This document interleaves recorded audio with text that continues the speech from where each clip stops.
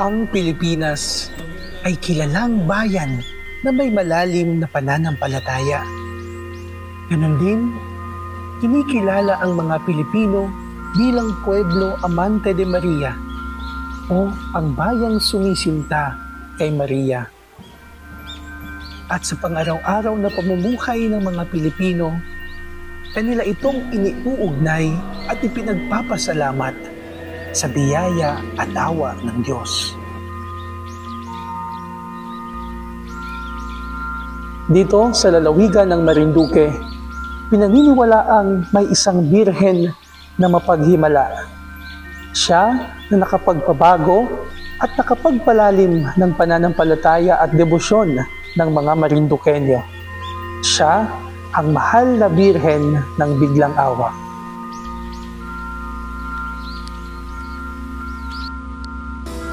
Noong ika-17 siglong panahon ng pananakop ay nagkaroon ng malaking ekspedisyon ang mga piratang dagat sa baybayin ng karagatan ng Laylay.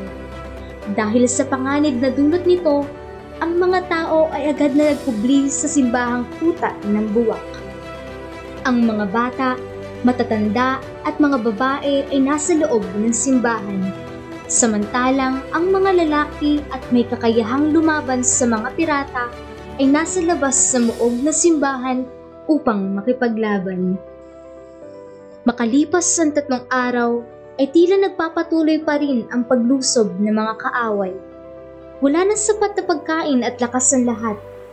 Kaya naman, inulan ng mga tao ng dasal ang altar ng mahal na ina at nagsusumamo na iadya sila sa panganib. Ang kanilang dasal ay agarang dininig ng Diyos.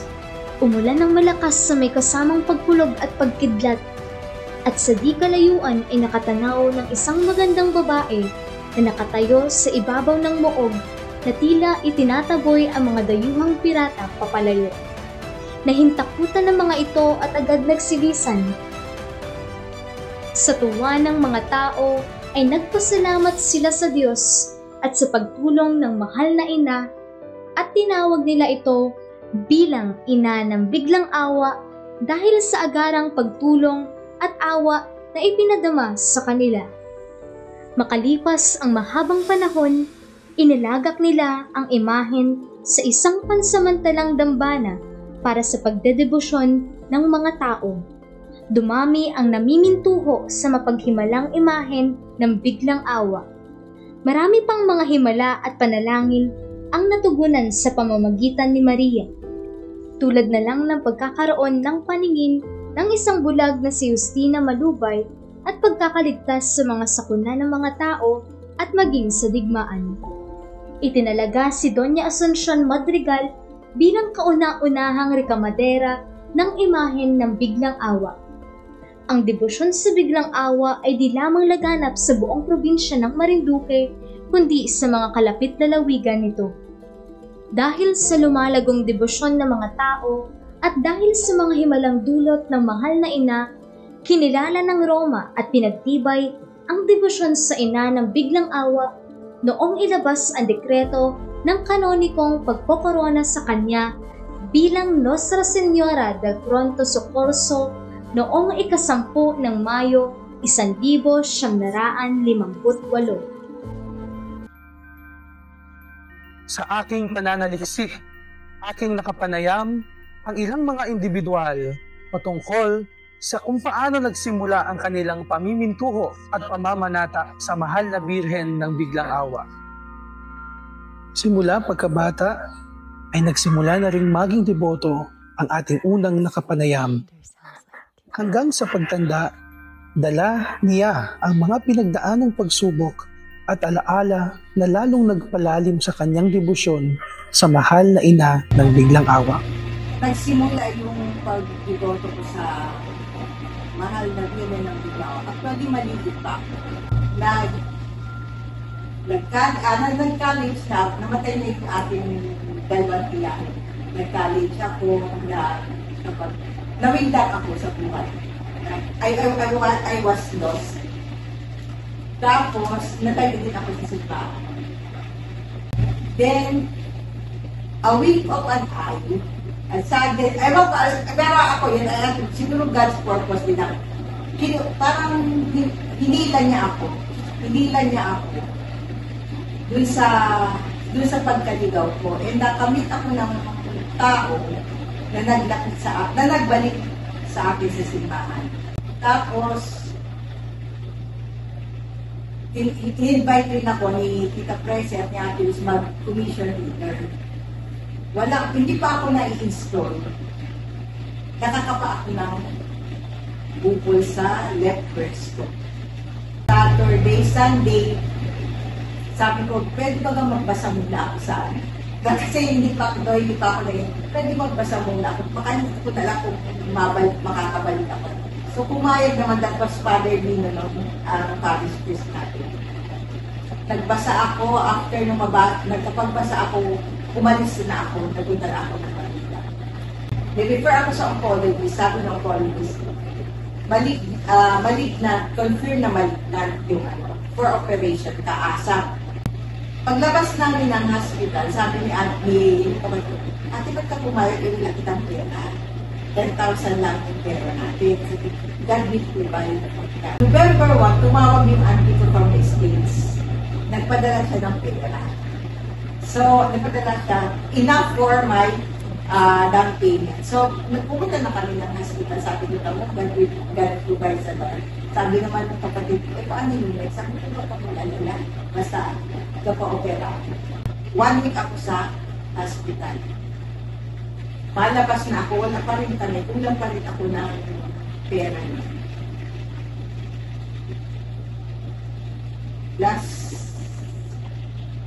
Palabas na ako, may tumawag sa akin, hindi ko alam kung ano, hindi ko siya kilala, dahil wala hindi nakaregister yung tungkol ko. Sabi niya, kayo po si Doktora Kalikat. Opo, ako po. Pwede po malaman magkano yung benta niya lang ba sa pagi. Sabi ko, ito na yata ang answer. Tapos, di sinabi ko sa kanya, tapos, sabi niya, ay, pwede po akong nagmimit na magamit daw. Sabi ko, ay, sorry po, nasa hospital ako. Ngayon, nagkakaulog ako na. Tapos, sabi niya, pero alam nyo, God, heaven sent kayo. Kasi ngayon wala talaga akong pambayad. Kulang ako ng pambayad. Pero mababa yung birthday niya sa akin dati. Sabi ko, kahit nalugi ako, siguro ito na yung baka pag sinabi ko, ay sabihin ng Diyos nabigyan tanan ng baka hindi. So, pumayag na ako. Tapos hindi niya ako kilala, basta wala pa kami pera, basta nagpunta siya sa hospital, binigay niya sa akin yung kailangan kong pera. Wala kami didoksin, wala, basta sabi niya, magaling ka lang po, tapos paglabas niya na tayo mag-usap. So that afternoon, winord out ko, kinabukasan na kalabas ako ng hospital. Pag uwi ko dito, nag-bleed ako, binalik na naman ako sa Capitol. Yun naman pala, may myoma na ako. Pinasok ako sa operating room nga pala. Ang dala ko yung image na nalagyan sa kanila. Tapos tinanong yung oncologist sa kanila. Ano kayo? Ano yung grabe sa likay na rin? Kasi sino ko? Ay, yung mahal ng dinner na nila. Kasi sabi ko, alam mo, ito, pasalamat kayo dito. Kasi hindi talaga ako hindi ako nag-clean. Tapos, pinatest nila ako ng isang test na pag yun ay tumaas, akin mo ako, negative ko. Kaya yun, hanggang sabi ko pasalamat. Siguro yun forever grateful ako sa lahat. Yung nangyari sa akin, ang daming realization sa atin. And alam ko si Bro at saka si Ina sa pagbabalik tanaw sa kanyang karanasan, kagalingan sa kanser ang isa sa mga himalang naging bunga ng kanyang malalim na paniniwala sa biyaya at awa ng Diyos. Bukod pa rito, ang pagkaligaw at muling panunumbalik ng kanyang pananampalataya na kanyang binigyang pasasalamat sa Diyos at sa mahal na Birhen ng Biglang Awa. Mula sa isang deboto, dumako naman tayo sa isa pang individual na may malalim ding ugnayan sa mahal na Birhen ng Biglang Awa. Ang kanyang kwento ay isang inspirasyon ng pananampalataya sa gitna rin ng mga kinakaharap niyang mga pagsubok. Ay sabi kasi doon sa unang doktor, manghinayang ka dyan sa susunod, kaliit niyan at tanggalin daw. Diyos ko po, Panginoon kong Hesukristo. Kami talaga namayat na mag-asawa nun. Hanap kami, nag-second opinion sa Medical City. Tapos pag uuwi, paron talaga kay Biglang Awa. Tapos may pinsan ako na, kumbaga siya ay may parang biniyayaan ng nagpatulong ako ng pagdasal. Adi yun, pag yung ng part ng October yun, ako daw ay ng biopsy. Sabi, ganun, Biglang Awa, ako po ay maalis.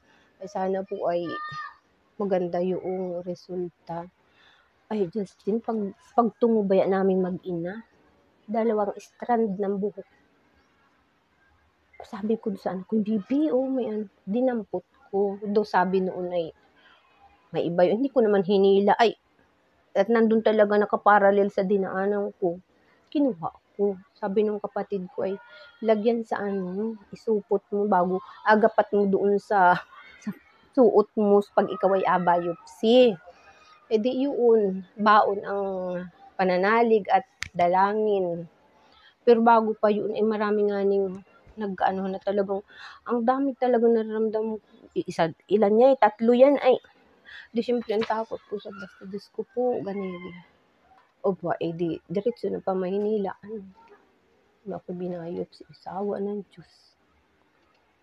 Tapos yung nakakabit na yun, na yung sabi ko sa iyong buhok, di siyempre mga ilang balikan ko pa dun.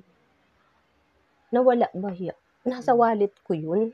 Nasaan na kaya iti?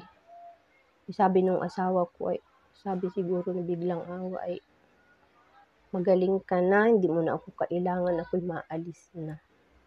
Oo, yun yung sa tindi ng ating pananampalataya. Yun talaga, Justin, ang aking mga karanasan. Yun yung pinakaan ko kay Biglang Awa. Sa kaniyang pagbabahagi, isa sa mga pinakamahalagang karanasan niya ay ang paggaling mula sa isang malubhang sakit. Sa gitna ng kanyang pagsubok, hindi siya nawala ng pag-asa. Sa halip, ay mas lalong nagtiwala sa panalangin at awa ng Diyos. Ang kanyang pananampalataya ay nagpapatunay na ang mahal na ina ng Biglang Awa ay nakikinig at tumutugon sa mga panalangin ng kanyang mga anak. Atin namang pakinggan ang kwento ng isang ginang, isang mabuting individual na nagpabahagi ng kanyang karanasan sa pagiging deboto at kung paano ito nakaapekto sa kanyang buhay may asawa at pagiging isang ina. Iniling ko ay sana'y mabuntis ako dahil halos sa loob ng 1 taon na pagsasama namin mag-asawa, lagi akong hindi tinadatnan. Tapos, nung sinuutan ako, simba ako lagi ako nasama sa pagsimba, yun nga ang panalangin ko. Nung sinuutan ako ng eskapularyo noong March 2023 ni Father Perin, hindi na ako niregla. Tapos, patuloy pa rin akong nagsimba. Nasama, kahit ako'y buntis na nun, tuloy pa rin akong nasama sa pagsimba sa kanila. Ang pinanalangin ko naman noon kay Mama Mary na sana maging babae yung maging anak ko. Tapos, nung mga 6 na buwan na yung tiyan ko, nagpa-ultrasound ako. Sabi nga ni doktora sa akin, babae nga daw yung magiging anak ko. Sobrang saya ko talaga nun. Sabi ko, Diyos ko, talagang dininig ni Mama Mary ng Biglang Awa yung mga hiling ko. Ang kaniyang pananampalataya ay nasubok nang siya ay manganak. Ngunit sa kanyang pagbabalik tanaw, Ito ay isang himala. Ayon sa kanya, maski sa oras ng matinding kagipitan at pangangailangan, hindi tayo pinapabayaan ng mahal na inang si Maria.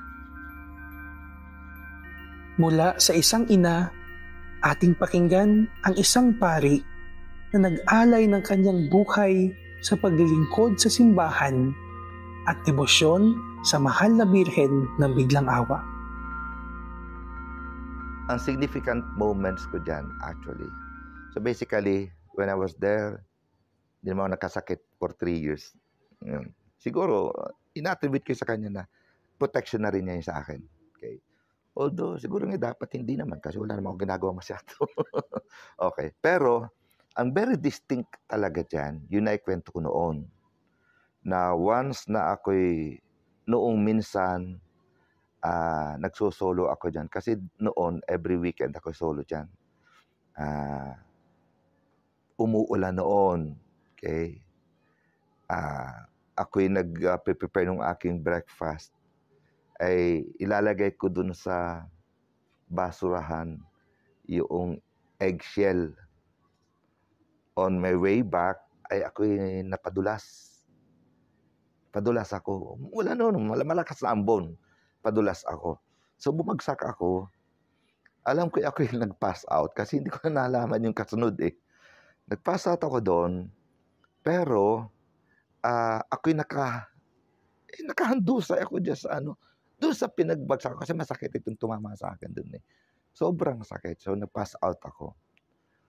Yun yung time na sabi ko'y nawalan ako ng malay. Pero noon may nagkamalay na ako, nandun ako sa loob ng kumbento. And hindi basa ang damit ko.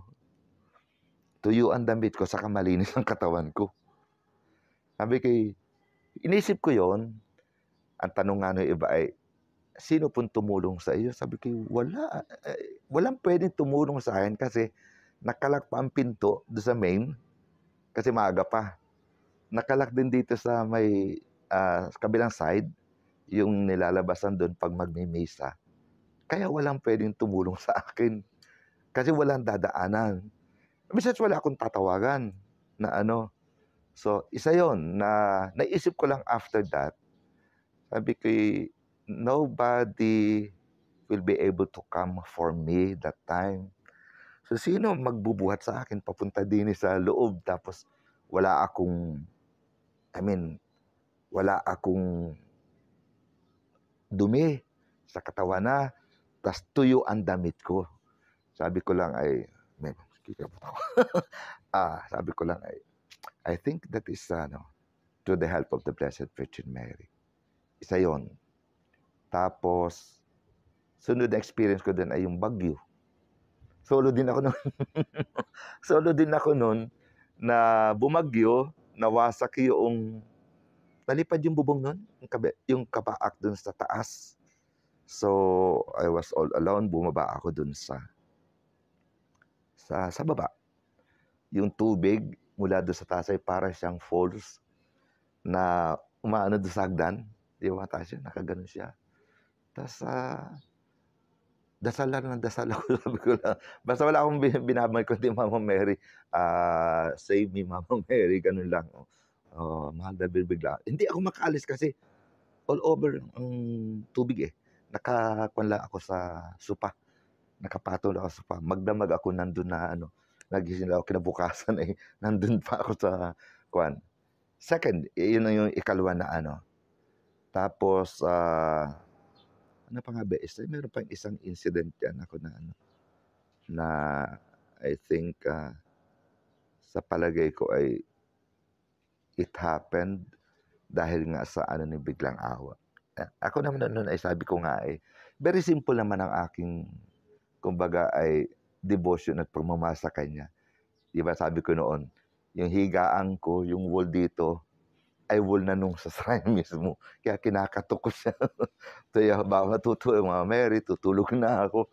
Pag-gising sa umaga, kinakatok ko, good morning, Mama Mary. Ganun lang, parang hindi walang grand na ng devotion. Ganun lang kasimple devotion. So I think yun yung tatlong bagay na naging very significant sa pag-stay ko sa shrine. Saka yung simple devotion ko kay Mama Mary, hindi ako nagkasakit doon all those years. Tapos yung dalawang bagay na yun na I think ako iniligtas niya dun sa pagkakataong yun. Sa kanyang paglilingkod, nasaksihan niya ang mga pagbabagong dulot ng kanyang pananampalataya. Para sa kanya, ang mahal na ina ay isang ina na nagbibigay ng proteksyon at alalay sa kanyang mga anak. At sa ating huling nakapanayam, ating saksihan ang isang buhay na nagpapatunay na ang pananampalataya ay hindi lamang isang paniniwala, kundi isang aksyon na magligtas kanino man sa lumalagablab na hamon ng buhay. That was 2018. So, 7 years ago na, no? 2018, 7 years ago. So, that was a Monday, yata, Monday. So, early in the morning siguro, around mga 6. Dalawa lang kami dito ng aking angel na tawag ko. So, early in the morning, yun na nga, ang ganda pa ng tulog ko. Medyo doktora, very calm lang na, doktora, ginising ako. May sunog po sa kabila, may sunog po. Sabi ko, ha? Sabi ko, saan daw, saan? Eh di yung kwarto ko doon, sa likod. So may bintana. Tapos labas na ako, sige na, kami na bahala dito. Labas mo na yung kotse, dali mo na sa malayo, ganyan. So pagdaan ko dito, gusto kong kunin to, dumaan muna ako dito. Sabi ko, kisan ako, mabigat. Baka ako'y mahulog, hindi ko makaya. So sabi ko, mahal na Birhen, at bahala ka na po dito sa bahay, hindi kita madala. So, please take good care ng bahay namin. Parang yun lang, bumaba na ako. So, bumaba na ako. Pumunta ako doon sa may PNB, di ba? May garahe doon. Doon ako pumunta. So, parang may upuan doon eh. May mga upuan doon na lang ako. Sabi ko na, Lord, bahala ka na. Parang ganyan, bahala ka na po. Protect us, ganyan, protect our homes. Tapos sabi ko, ang dasal ko na lang ay, nag-ano pa ako kung ano na. So, may mga pumunta na na may dumating na firemen. Sabi ko, naku, mahal na Birhen ng biglang awa. Ipagdasal mo po kami. Sabi ko, please spare our homes, our house. Kasi pag nadamay po kami, pag nasunog kami, kakalat na po siya. Susunod na po yung hardware. O edi hardware, no? So, kakalat na po sa buong Moralyon.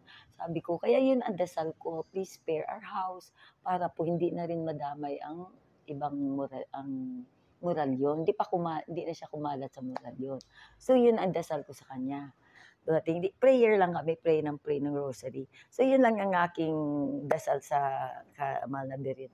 Lord, despite of my unworthiness, ng kami, unworthy though we are, please help us, spare us, padasal mo po kami sa mahal na Panginoon, iligtas mo po kami, iligtas yung aming tahanan, ligtas mo ang buong Moralyon. Yun ang dasal ko sa kanya, yun ang yun. So nakikita ko na, nagabayanihan na. Ganyan, naghahintay na lang ako na may magsabi na yung inyo na. Tapos minsan lumabas ako, nakita ko kay Lim na, ay yan na, katabi na. Sabi ko, Diyos ko, kami nakasunod. Sabi ko, ganyan, balik ulit ako. Ayaw kong makita na masusunog yung bahay. So, balik ulit ako na, Lord, please spare our house. Please save us. Ganyan. So, ganyan lang ang aking dasal. Ganyan lang. Tahimik na ako. Tumatawag din mga anak ko, takot na. Ba't daw hindi ako sumasagot? Tumawag na kina RD din sa ESTI, nagpuntahan na yung ESTI kasi si RD ay close friend namin. Tinanap na ako. Doktor, lahat tumatawag pong anak ninyo, ganyan. Pati si Doc, na di ba na-stroke yun? Si Doc na-stroke. Nag-iiyak na doon sa Cavite. Na ganyan. Sabi ko kasi ang phone ko ando sa loob ng bag. Hindi ko kinukuha. Ganyan. So, nang mayat-maya, may lumapit na si Ate Erms yata o ganyan. Doktora, fire out na. Hindi nadama yung houseboat. Tumigil dun sa tumigil dyan sa tabi. Yan ang mismo, kita nyo yun. Sunog yan eh, di ba? Na tumigil. Talagang gabi na ito, praise the Lord, ganyan ang ko. So yun ang parang feeling ko. Talagang, para sa akin, miracle. prayers, ang sabi ko nga doon sa caption ko, prayers make miracles.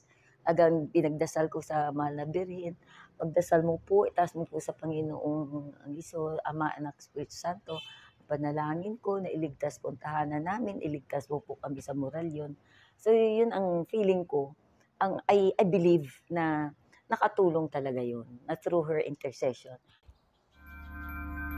Mula sa kanyang propesyon hanggang sa kanyang debosyon sa mahal na ina ng biglang awa, ipinapakita ng ating nakapanayam na ang paglilingkod sa Diyos at sa kapwa ay magdudulot ng tunay na kaligtasan. Ang mga kwentong inyong natunghayan ay mga sulyap lamang sa malalim na pananampalataya at debosyon ng mga deboto sa mahal na Birhen ng biglang awa. Ipinapakita nito kung paano ang kanilang tiwala sa mahal na Birhen ay nagbibigay daan sa pag-asa, kagalingan at pasasalamat sa araw-araw na buhay. Naway, ang kanilang mga karanasan ay magsilbing inspirasyon sa ating lahat upang mas mapalalim ang ating ugnayan sa Diyos at debosyon sa mahal na Birhen at patuloy na maging saksi sa mga himala ng pananampalataya.